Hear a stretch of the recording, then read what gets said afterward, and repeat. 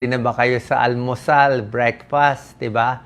Minsan kasi merong mga pagkain na gusto nating kainin bilang breakfast. Pero minsan, hindi natin naiisip kung okay ba siya araw-arawin, healthy ba siya, maganda ba siya sa katawan, o hindi maganda. Lalo na pag tumatanda tayo.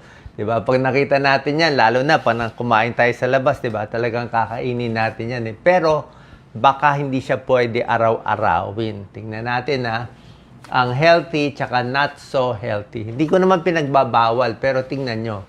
Cereals, okay?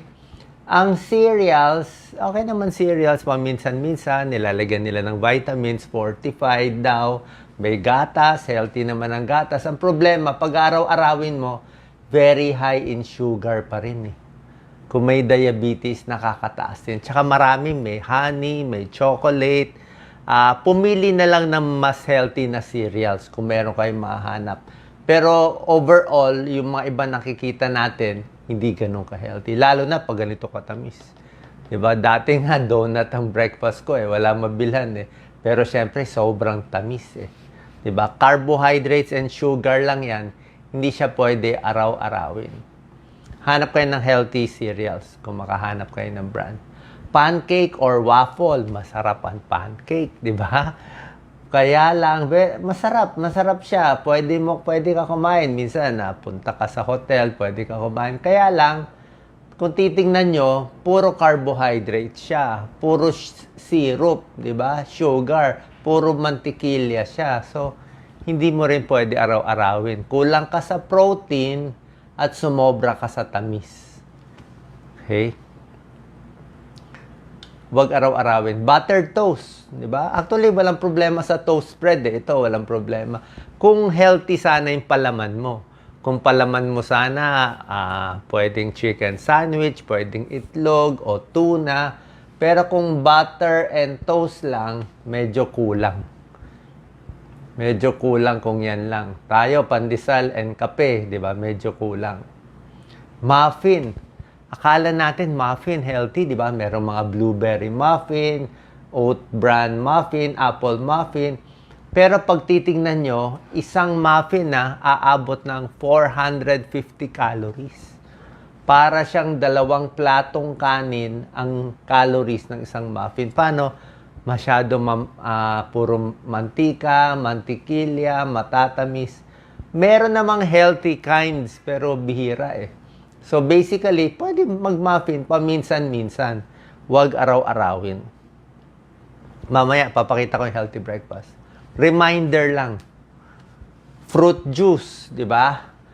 Healthy yung fresh, di ba? Pag fresh na juice, fresh na prutas. Pero yung nasa lata na maraming, di ba, dagdag asukal to eh. Oo, maraming mga sweetener, corn syrup, hindi po ganun ka-healthy. May konting antioxidant, may konting nutrients, pero dahil sa sobrang tamis, hindi rin, mas maganda prutas na lang kainin nyo. Okay? Unless fresh. Kung fresh okay siya. Ito, breakfast pastries, gustong-gusto natin yan, di ba? Croissant, ako, sobra daming mantikilya ang croissant. Grabe pala. Hindi ko alam ilang kutsarang butter nilalagay nila. Pero para maging flaky yung croissant, sabi ng mga kakilala kong mga baker, dapat talaga ang daming butter yan. Lahat yan, lahat ng pastries, kita nyo, ang daming matatamis. So, paminsan-minsan, gawin mong treat. Diba? Baka once a week. Pero hindi pwede araw-arawin. Siyempre, ayan sugary drinks, 'di ba? Hindi na kape. Kung kape, black coffee. Ay ginawa mo ng milkshake ang daming whipped cream, ang daming chocolate. Ano to? So, sobra daming calories. Hindi pang breakfast, ha? Once a month, hindi na lang. Processed meat, 'di ba? Alam naman natin kung puro processed meat, hotdog, ham, ayan, puro processed meat. Ang healthy lang dito yung itlog eh. So, maalat siya, maraming preservatives, maraming nitrite, at nakita sa pag-aaral, higher risk for cancer. Nakakataas. Pag-aaraw-arawin at kung maraming kakainin. Ayan, Fast food. 'Di ba? Okay naman sa fast food, marami tayong morning breakfast kahit ako kumakain. Kaya lang, hindi rin talaga pwede araw-arawin magiging pancake, magiging bacon, hotdog. Minsan, yung bacon, ang palaman niya, donut na matamis pa eh. Ano. So, ingat lang. Pwede magka-diabetes, 'di ba? Sakit sa puso, mataas ang cholesterol, 'di ba? Ang hirap i-burn. Merong iba mga breakfast bars, mga protein bars. Okay, hindi rin ganun kaganda kasi ang daming calories, tsaka maraming halong, mga chocolate chips yan eh. Tamis. Hash brown, okay ang patatas, baked potato, pwede. Pero pag ginawa mo ng hash brown kasi, deep fried yan eh, prito. Prito siya. Basta fried foods, nakaka-promote na inflammation. Hindi maganda sa ugat, sa daloy ng dugo. Bagel. Yan sa Amerika.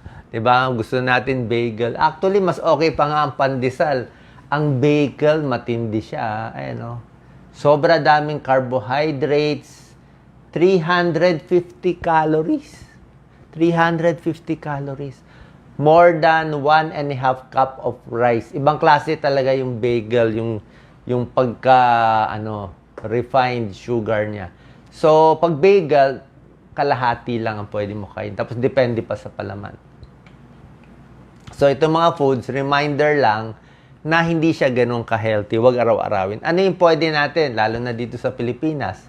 Mas okay pa yung ganito. Ayan, simple, Kung gusto mo, plain rice, wag mo na gawing sinangag. O itlog, sige, prito, may mangga ka, may egg ka, may isda, wag lang masyado maalat, Pag tuyo kasi, pwedeng ganito. Saging, diba? Giniling, pwede rin yan. Healthy breakfast na yan.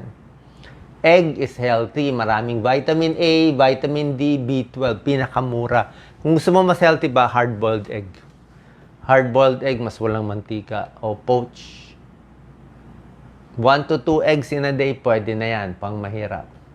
Gulay, sari-saring gulay natin. Kangkong, spinach, pwede yan. Pakbet, napakaganda sa arteries, bawas cholesterol. Okay ito sa blood sugar. Yan na lang, kanin na lang, tsaka ito. Yan ang magandang breakfast. May protein na pa yan, may protein. Yung pinakita ko kasi kaninang top 12 na hindi ganun ka-healthy, halos walang protein yan eh. Fish and monggo. Diba? Monggo. Pwede yan.